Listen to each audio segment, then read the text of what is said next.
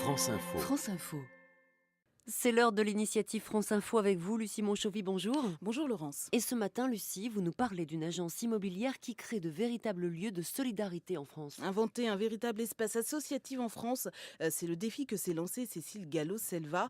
De retour de Grande-Bretagne, cette ancienne conseillère en finance a décidé de monter sa propre agence immobilière. Mais c'est une agence bien particulière qui ne vend pas que de la pierre, mais surtout de la solidarité. Son agence éthique rachète des immeubles entiers, les réhabilite et puis les loue à des associations, des ONG à des prix défiant toute concurrence. Son agence immobilière foncièrement responsable. Comment ça fonctionne? Comment ça marche? Réponse avec sa fondatrice Cécile Gallo-Selva.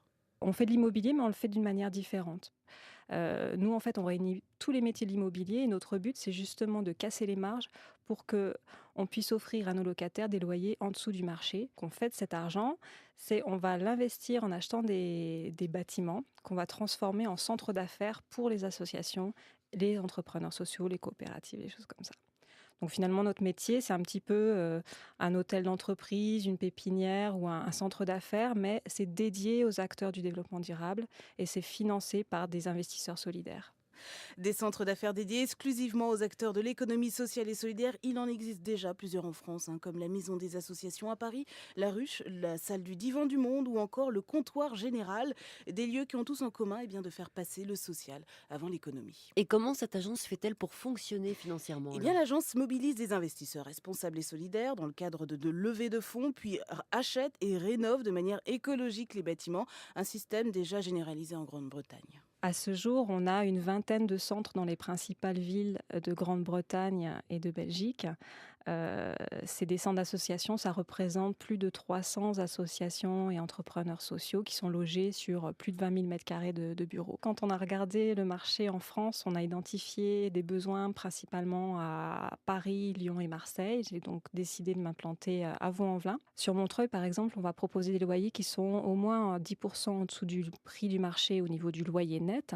Mais au niveau des charges, ça va être beaucoup plus bas. Finalement, l'association, au bout d'un an, va s'apercevoir que ses charges sont coupées par deux et que le loyer est un petit peu plus bas également. Avant septembre 2011, plusieurs espaces solidaires vont voir le jour en France. L'un à Montreuil, en région parisienne, l'autre à Marseille, où la Cité de la consommation responsable va ouvrir ses portes dans quelques mois.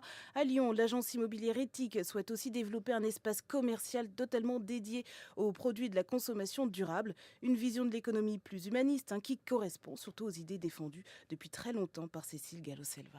C'est assez rigolo parce qu'en fait, toute ma vie, je voulais partir de Bron. Donc j'ai suivi une carrière, on va dire, dans le business assez normale.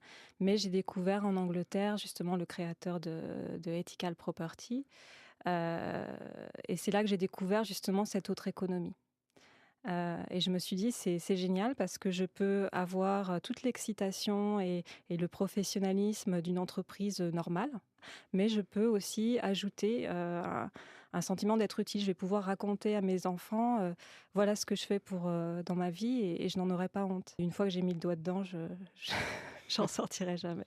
Cécile Gallo-Selva et l'agence immobilière foncièrement responsable et solidaire, c'est l'agence éthique. Merci beaucoup, Lucie Monchovy. Et l'on retrouve votre initiative sur le site de France Info et aussi en podcast à la rubrique Initiative France Info.